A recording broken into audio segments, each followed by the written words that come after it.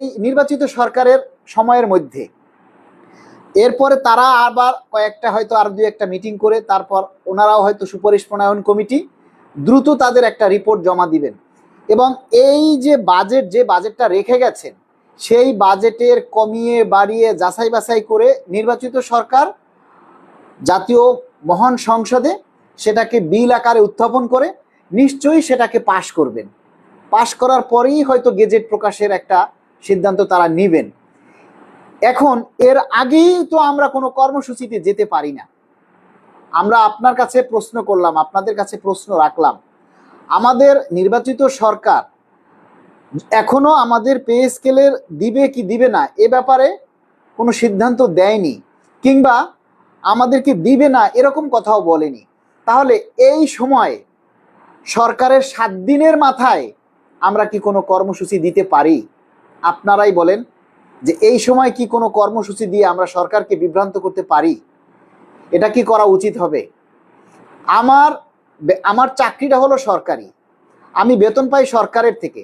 সরকারকে আগে ঠিক থাকতে হবে। যদি সরকার বাঁচে তাহলে আমরা বাঁচব, যদি সরকার ঠিক থাকে তাহলে আমরা ঠিক থাকব, যদি সরকার ঠিকমতো কার্যক্রম পরিচালনা করতে পারে তাহলে আমরাও ভালো থাকব।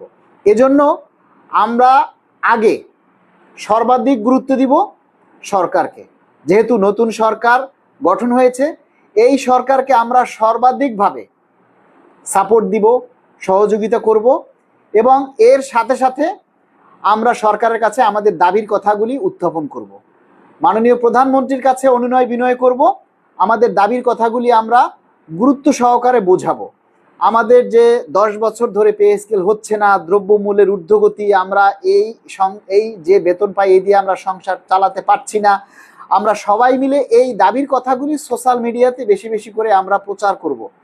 এই মুহূর্তে সরকারের কোনো সিদ্ধান্ত না শোনা পর্যন্ত কি আমরা সরকারকে কোনো আলটিমেটাম দিতে পারি?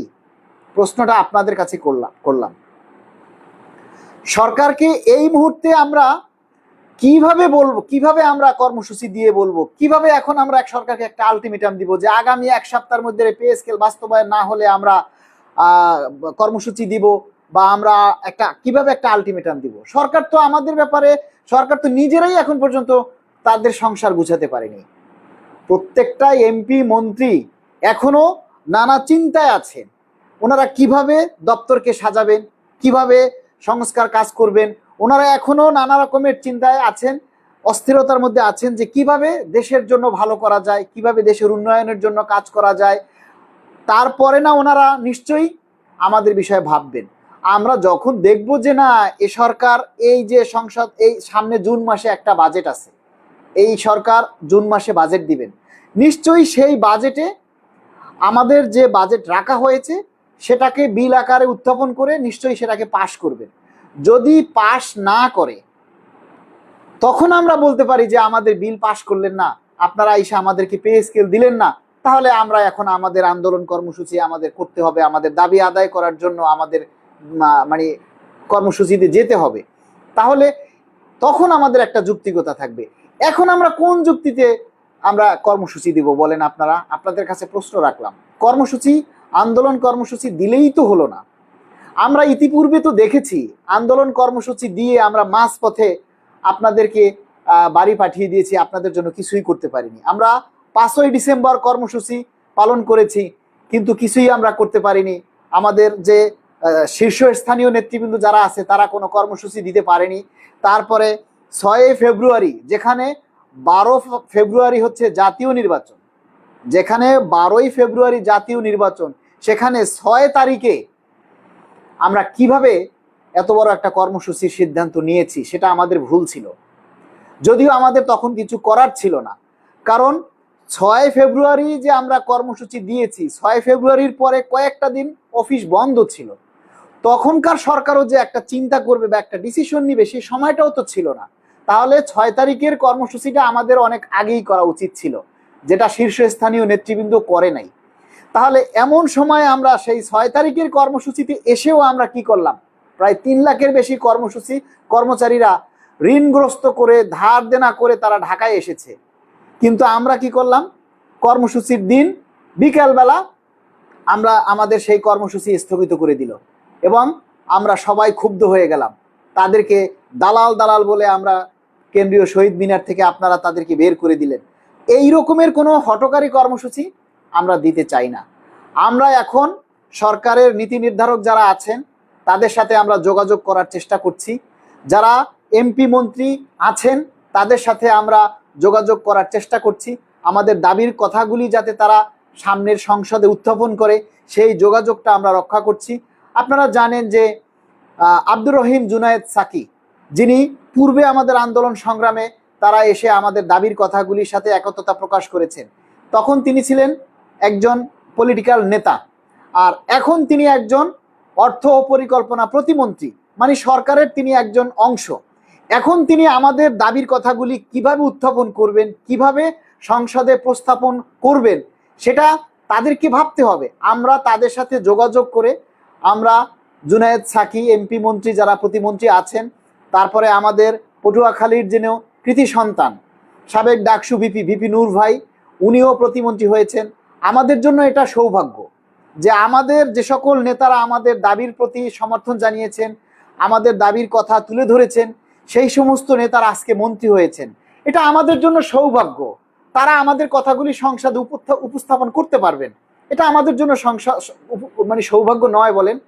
তাদের সাথে আমরা যোগাযোগ করার চেষ্টা করছি, তাদের সাথে আমাদের দাবির কথাগুলি তুলে ধরার চেষ্টা করছি, যাতে তারা সরকারের কাছে আমাদের দাবির কথাগুলি তুলে ধরেন। সর্বাত্মকভাবে আমরা মাননীয় প্রধানমন্ত্রীর সাক্ষাৎ চাই। মাননীয় প্রধানমন্ত্রীর কাছে আমাদের অনুরোধ থাকবে, মাননীয় প্রধানমন্ত্রী মহোদয়, আমরা 10 বছরের অভুক্ত, 10 বছর ধরে আমাদের দাবি, আমাদের এই পে স্কেল বাস্তবায়ন, আপনার কাছে আমাদের দাবি হচ্ছে যে আমরা 10 বছর ধরে আমাদের যে চাওয়া নবম পে স্কেল, এটা আপনার হাত ধরে সফলতা আসুক। আমরা চাই আপনি আমাদের সেই দাবি বাস্তবায়ন করেন। মাননীয় প্রধানমন্ত্রী মহোদয়, আমরা কোনো আন্দোলন, কোনো কর্মসূচি, কোনো রাজপথে আমরা যেতে চাই না। আমরা আপনার সাথে সাক্ষাৎ চাই, আমরা আপনার সাথে দেখা করার আমরা অনুমতি চাই। আমরা আমাদের যে কর্মচারী প্রতিনিধি আছেন, বাংলাদেশ সরকারি কর্মকর্তা কর্মচারী কল্যাণ সমিতি, আমাদের এই সংগঠনের ব্যানারে আমরা আমাদের শীর্ষ নেতাদেরকে নিয়ে, আমাদের সংগঠনের শীর্ষ নেতাদেরকে নিয়ে আমরা মাননীয় প্রধানমন্ত্রীর সাথে দেখা করার অনুমতি চাই। আমরা মাননীয় প্রধানমন্ত্রীর সাথে কথা বলতে চাই, আমাদের দাবির কথাগুলি আমরা তুলে ধরতে চাই। আপনারা আমাদেরকে আপনারা আমাদেরকে কথা বলার সুযোগ দিন। মাননীয় প্রধানমন্ত্রী আপনার সাথে দেখা করে, আপনার সাথে সাক্ষাৎ করে আমাদের কথা বলার, আমাদের দাবির কথাগুলি আপনার সামনে উপস্থাপন করার সুযোগ দিন। কর্মসূচির ধারাবাহিক চাপ, আলোচনা আর জনমতের প্রতিফলন শেষে প্রধানমন্ত্রী গেজেট প্রকাশ করলেন। এই ঘোষণার মধ্য দিয়েই যেন দীর্ঘদিনের এক অনিশ্চয়তার অবসান ঘটল। সকাল থেকেই সচিবালয়ের সামনে ছিল কৌতূহলী মানুষের ভিড়। সবার চোখ ছিল একটাই প্রশ্নে, কী সিদ্ধান্ত আসছে? গেজেট প্রকাশের খবর ছড়িয়ে পড়তেই সামাজিক যোগাযোগ মাধ্যমে শুরু হয় ব্যাপক আলোচনা। কেউ বলছেন এটি সময়োপযোগী পদক্ষেপ, কেউ আবার বলছেন আরও বিস্তৃত পরিবর্তন দরকার ছিল। তবে স্পষ্ট ছিল এই ঘোষণা প্রশাসনিক কাঠামোতে একটি নতুন অধ্যায়ের সূচনা করছে। দীর্ঘ আলোচনার পর নেওয়া সিদ্ধান্ত হওয়ায় প্রত্যাশাও ছিল অনেক বেশি। সাধারণ মানুষের পাশাপাশি বিভিন্ন পেশাজীবী সংগঠনও গভীরভাবে বিষয়টি পর্যবেক্ষণ করছিল। এই প্রেক্ষাপটে রাজনৈতিক অঙ্গনেও দেখা যায় তাৎপর্যপূর্ণ তৎপরতা।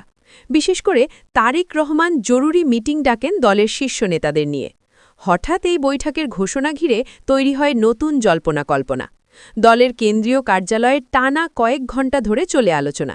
সেখানে 15টি গ্রেড সংশোধনের প্রস্তাব নিয়ে বিস্তারিত পর্যালোচনা করা হয়। অর্থনৈতিক প্রভাব, প্রশাসনিক ভারসাম্য এবং কর্মীদের মনোবল সব দিক বিবেচনায় রাখা হয় বৈঠকে। শেষ পর্যন্ত সিদ্ধান্ত আসে প্রয়োজনীয় সংশোধন আনা হবে ধাপে ধাপে।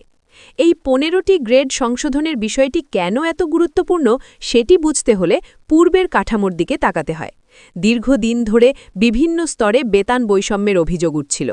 একই দায়িত্ব পালন করেও অনেকে ন্যায্য গ্রেড পাচ্ছিলেন না, এমন অভিযোগ ছিল প্রকাশ্যে।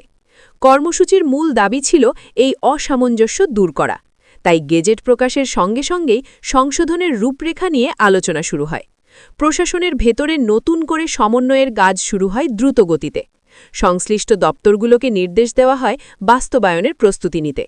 মাঠ পর্যায়ে কর্মীদের প্রতিক্রিয়াও ছিল লক্ষণীয়। অনেকেই এটিকে আংশিক বিজয় হিসেবে দেখছেন। তাদের মতে দীর্ঘ আন্দোলন ও শান্তিপূর্ণ কর্মসূচির ফলেই এই পরিবর্তন এসেছে। আবার কেউ কেউ মনে করছেন বাস্তবায়নই হবে আসল চ্যালেঞ্জ, কারণ কাগজে কলমে সিদ্ধান্ত নেওয়া সহজ হলেও বাস্তবে তা কার্যকর করা সময় সাপেক্ষ। অর্থ মন্ত্রণালয়, জনপ্রশাসন মন্ত্রণালয় এবং সংশ্লিষ্ট সংস্থাগুলোর সমন্বয় অত্যন্ত গুরুত্বপূর্ণ হয়ে উঠেছে। তাই সবাই এখন তাকিয়ে আছে পরবর্তী নির্দেশনার দিকে। রাজনৈতিক বিশ্লেষকরা বলছেন এই সিদ্ধান্ত শুধু প্রশাসনিক নয়, বরং কৌশলগত, কারণ একটি বড় অংশের কর্মজীবী মানুষ এই গ্রেড কাঠামোর সঙ্গে সরাসরি যুক্ত। তাদের সন্তুষ্টি বা অসন্তুষ্টি সামগ্রিক রাজনৈতিক পরিবেশে প্রভাব ফেলতে পারে। জরুরি মিটিংয়ে নেওয়া সিদ্ধান্ত তাই ভবিষ্যৎ রাজনীতির দিক নির্দেশনাও নির্ধারণ করতে পারে। আলোচনায় উঠে এসেছে স্বচ্ছতা ও জবাবদিহিতার বিষয়টিও। সংশোধনের পুরো প্রক্রিয়া যেন স্পষ্টভাবে জনগণের সামনে উপস্থাপিত হয়, সেই দাবিও জোরালো হয়েছে। এতে করে আস্থার জায়গা আরও শক্তিশালী হবে বলে মনে করছেন অনেকে। সবশেষে বলা যায়, কর্মসূচি থেকে গেজেট প্রকাশ, তারপর জরুরি মিটিং, পুরো ঘটনা প্রবাহ ছিল দ্রুত ও নাটকীয়। তবে এর ভেতরে ছিল দীর্ঘদিনের দাবি, আলোচনা ও চাপের ইতিহাস। 15টি গ্রেড সংশোধনের সিদ্ধান্ত বাস্তবায়িত হলে অনেকের পেশাগত জীবনে ইতিবাচক পরিবর্তন আসতে পারে। একই সঙ্গে প্রশাসনিক কাঠামোতেও আসবে নতুন ভারসাম্য। এখন মূল প্রশ্ন, কত দ্রুত এবং কত কার্যকরভাবে এই সিদ্ধান্ত বাস্তব রূপ পায়। সময়ই বলে দেবে এই পদক্ষেপ কতটা টেকসই ও ফলপ্রসূ হয়। তবে আপাতত বলা যায়, একটি গুরুত্বপূর্ণ অধ্যায়ের সূচনা হয়ে গেছে।